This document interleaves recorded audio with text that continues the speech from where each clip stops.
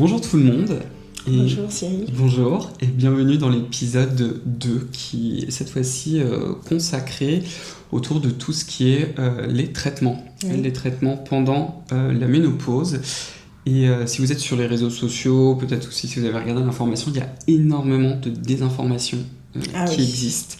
Même d'ailleurs au sein des médecins, pas seulement au niveau des réseaux sociaux.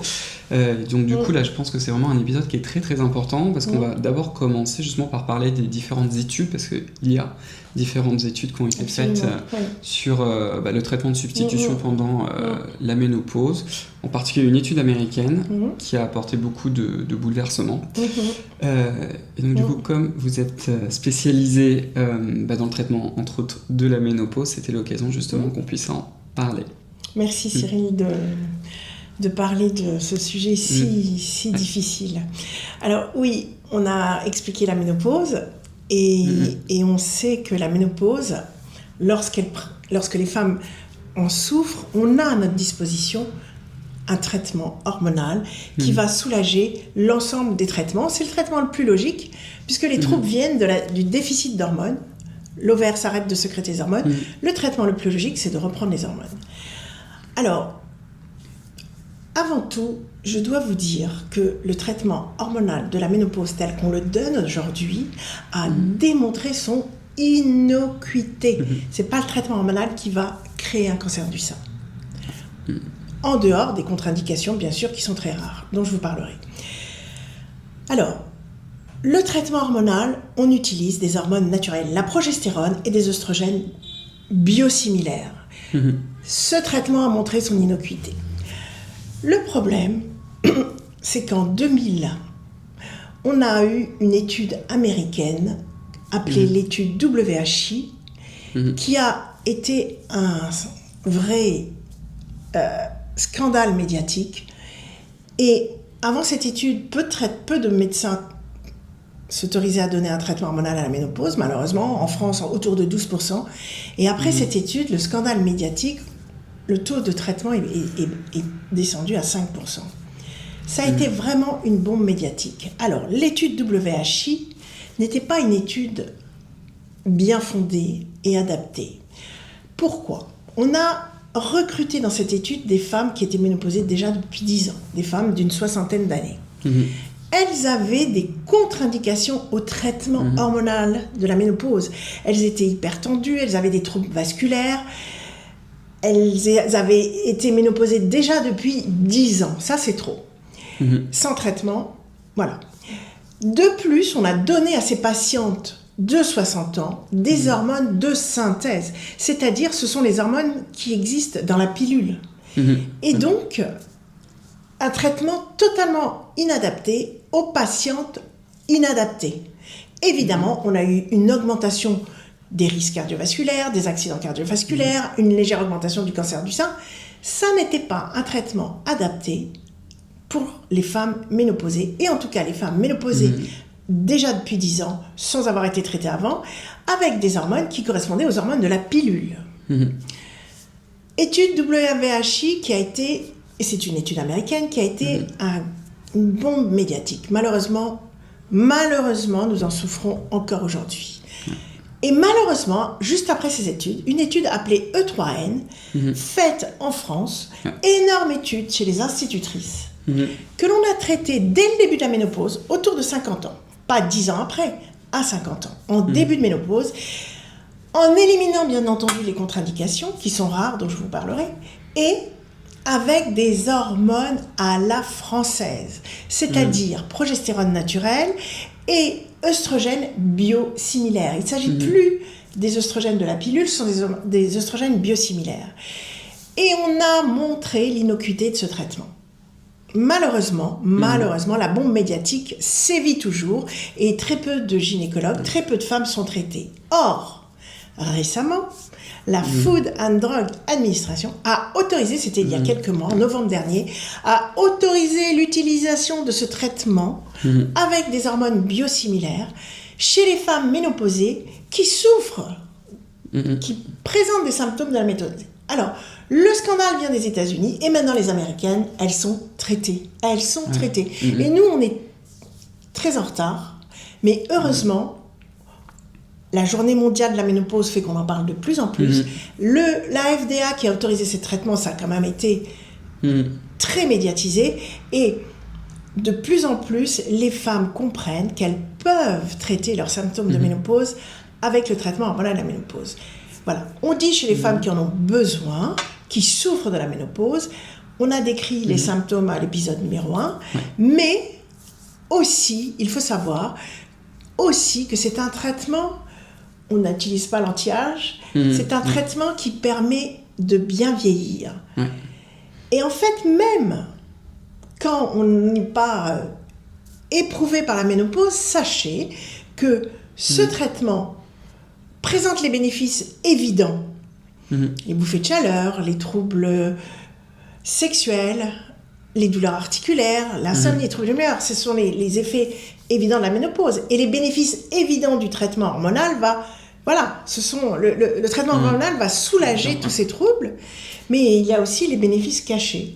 Et alors, je veux dire l'ostéoporose, les troubles cardiovasculaires, ça diminue le risque de cancer du côlon.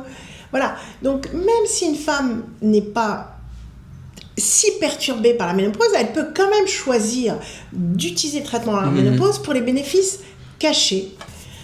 Et aussi, comme je vous le disais, c'est la meilleure façon de bien vieillir, voilà, avec l'effet sur la peau, sur le dynamisme, sur l'énergie, sur l'humeur, sur l'énergie qui permet d'aller au sport. Après avoir bien dormi, on va plus facilement faire du sport pour garder sa silhouette, pour garder sa masse musculaire. Voilà, donc le traitement actuel de la ménopause a démontré son innocuité. Il présente les bénéfices évidents de soulager les symptômes, mais aussi les bénéfices cachés sur l'ostéoporose, le cœur. Une petite anecdote, on sait que les femmes jusqu'à 50 ans, ce sont les hommes qui ont plus de risques cardiovasculaires. Et jusqu'à 50 ans. Et après 50 ans, la femme rattrape l'homme, le risque de l'homme. C'est bien les hormones qui les protègent avant. Donc en fait, un rôle protecteur cardiovasculaire, diminution du risque du cancer du côlon.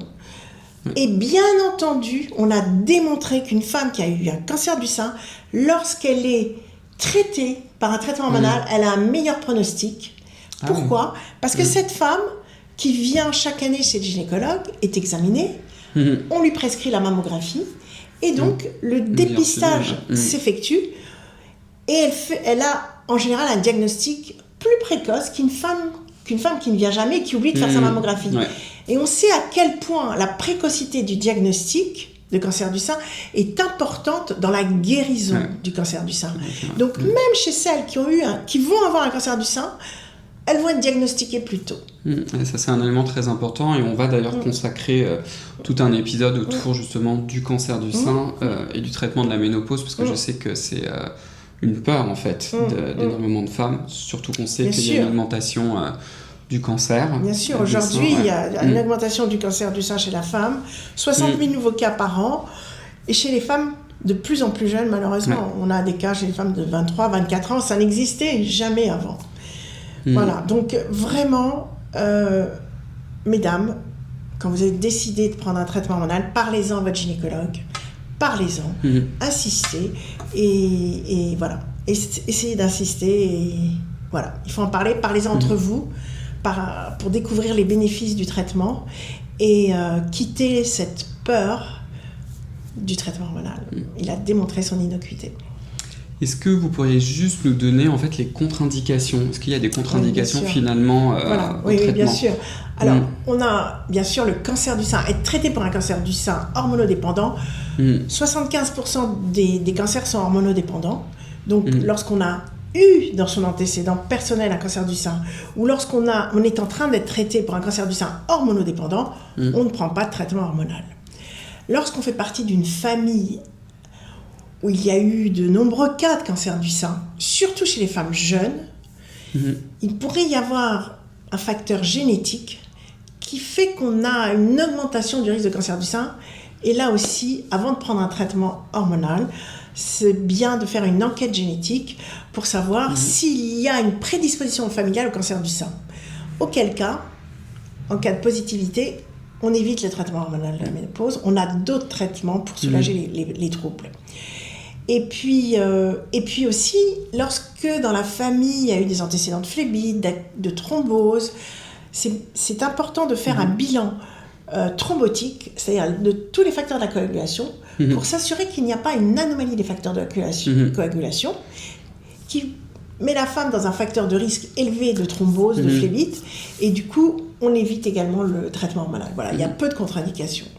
Mais lorsque on a ces contre-indications, on a bien entendu à notre disposition des traitements non hormonaux pour traiter la ménopause, bien entendu. Des traitements à base de plantes qui permettent de soulager les bouffées de chaleur, des traitements qui permettent de mieux dormir, les vitamines, les traitements qui protègent l'os, œstrogène, calcium et vitamine D, la sécheresse vaginale, donc on a des traitements, on en parlera, mais pour traiter la sécheresse vaginale, de toute façon, qui existe avec ou sans traitement hormonal, on a des traitements locaux, des crèmes, des ovules, et puis le traitement que je préfère, c'est les injections d'acide hyaluronique sur la sphère génitale qui ont un impact immédiat, amélioration immédiate. Voilà, donc pour les patientes qui ne peuvent pas être traitées, on a vraiment d'autres alternatives, l'acupuncture, le sport, le yoga, enfin plein de façons de se traiter naturel, sans hormones. Bah, merci beaucoup. Avec plaisir, Cyril. Merci à vous. Avec plaisir. Et puis, on va se retrouver pour le 3e épisode. Avec plaisir. Donc, comme toujours, prenez bien soin de vous. Et puis, on va se revoir très, très vite dans une prochaine vidéo. Au revoir. Au revoir.